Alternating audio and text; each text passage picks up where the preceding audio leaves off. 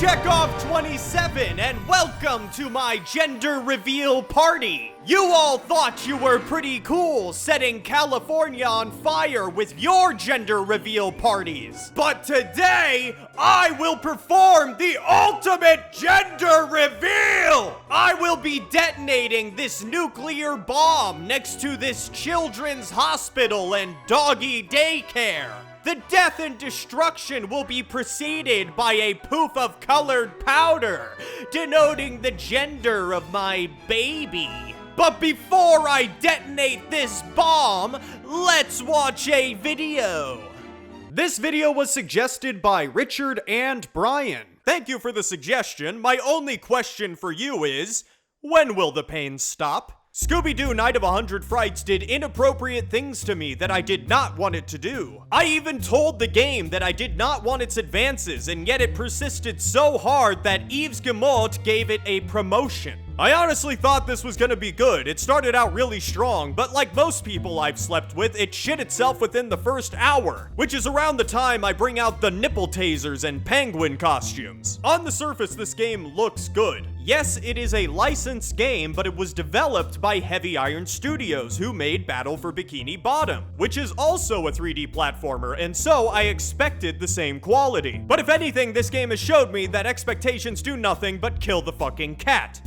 Or maybe that's curiosity. Either way, your cat's dead and your parents told me to tell you in this YouTube video. Great, now that that's out of the way, let's talk about the game. As I said, it starts out pretty strong. While the opening looks barely passable and the audio for the voice actors seems to have been put through a cheese grater, the style is correct. My friend Holly says there's strange goings-on up here at her family home, Mystic Manor. Besides the fact that Shaggy looks more like a crack addict than a pothead, this game feels like an old Scooby Doo episode, and that translates into the gameplay with an ongoing laugh track that definitely did not annoy me. Don't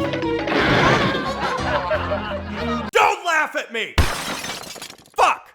Adrian! I need a new TV! Don't be fucking smart with me! The intro basically tells us that the gang needs to solve a mystery at this mansion. Then they have the pre-mystery orgy that they have in every Scooby-Doo episode before meeting Holly, the niece of a scientist who went missing. It's my uncle, the famous inventor, Professor Alexander Graham. He was just about to unveil some new top-secret invention when he disappeared without a trace.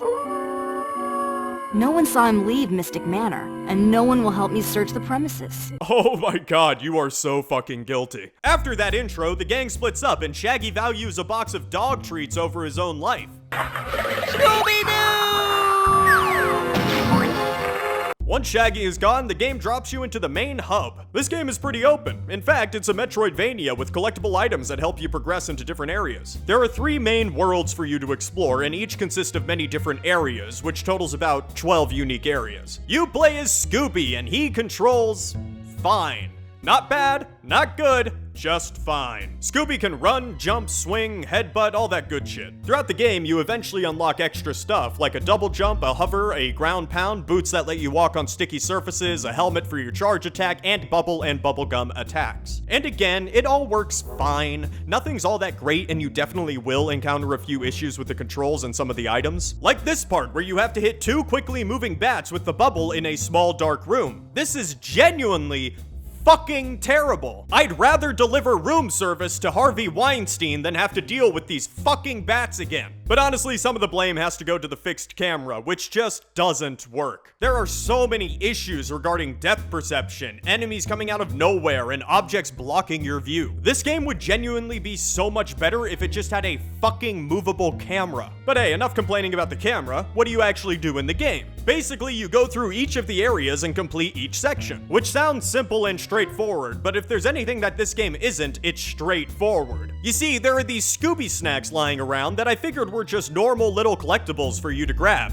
but I later found out that I was wrong when I was faced with a door demanding a tax of 100 Scooby snacks to open. Okay, I thought, that's fine. There seems to be plenty of Scooby snacks around, so this will definitely not become an issue later on in the game. It was then that I heard a horrific smacking sound that turned out to be the game furiously masturbating. Basically, the game is constantly coming on all these doors and sealing locking them shut, then refusing to clean it up until you've paid the toll, which is what I imagine living with Russell Brand is like. This is one of my biggest issues with the game, which also ties into one of the good parts of the game. It's very good at allowing you to build momentum. You can easily find yourself flying through stages pretty quickly, in a good way. Everything is just good enough to allow you to build up the right amount of momentum. But at the same time, the game wants you to get all the fucking Scooby snacks, which stops that forward momentum. That is not fun. In Mario Brothers, the coins don't always stop your forward momentum, and when they do, you don't need to get them because they are not required to progress in the game. So I go through these levels, building up momentum, then I have to stop to make sure I get all the fucking Scooby snacks. Then I get to the inevitable door where the game would say, "Ah, you've arrived, but it seems you only have 300 Scooby snacks, and you need 750 to continue, you stupid fuck. Now go backtrack through the previous levels and pick up the dog food you left behind, dumbass."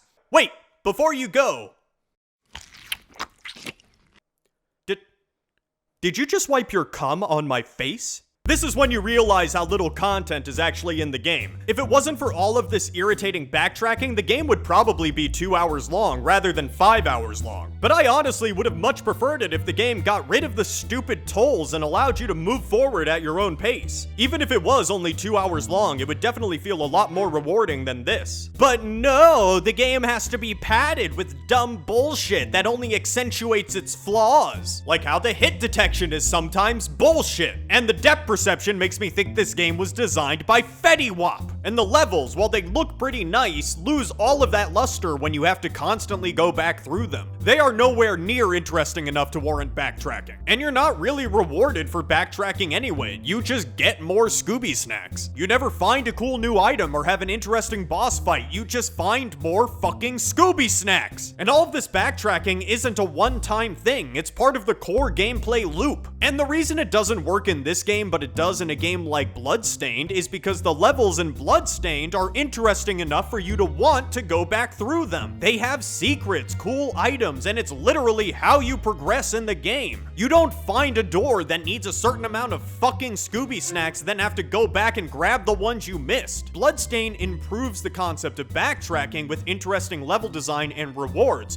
while Scooby Doo Night of 100 Frights is trying to pad out the length of its game. But hey, I'm not here to talk about a good game, as I'm only allowed to be happy a few times a year. So let's move on to the combat. It's simplistic, but satisfying enough. I really did enjoy bashing multiple enemies on the head. And as for the boss fights, they're also incredibly simplistic. They mostly involve waiting for the boss to be in a certain spot before you push a button, or coercing the boss to attack in a certain direction. Really, the only cool thing about the combat is the fact that most of the enemies are old Scooby Doo villains, but they lose their charm after you've seen them for the millionth fucking time. But hey, would you look at that, it's time for me to say something nice about this game. Now, I said this at the beginning of the video, but I want to reiterate that this game absolutely nails the style of the show. It actually does feel like you're playing an episode of the show, and that's the only reason I'm letting this bland color palette slide. I also really like the music. I don't know how much of it was pulled from the show, but it's pretty fucking good.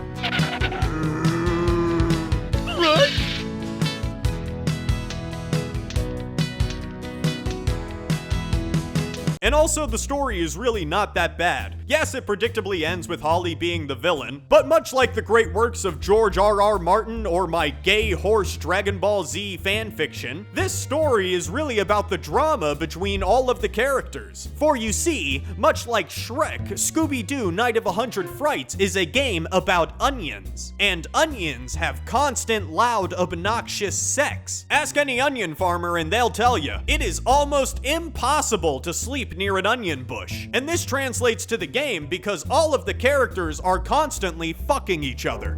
Keep it up, Scooby. I'm almost there. I definitely like where this is going.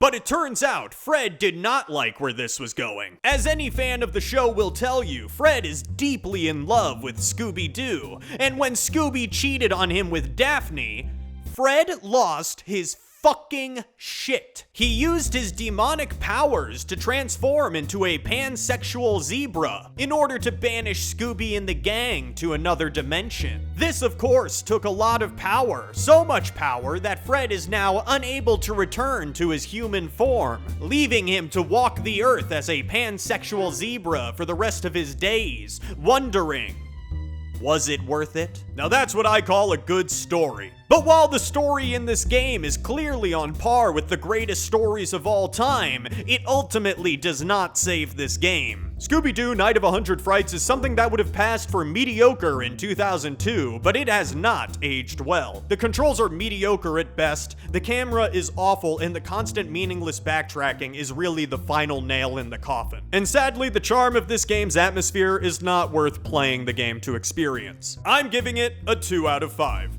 Now, if you'll excuse me, let's reveal that gender. Look up and you'll see the smoke. Is that a fucking gay gorilla? My baby's gonna be a goddamn gay gorilla?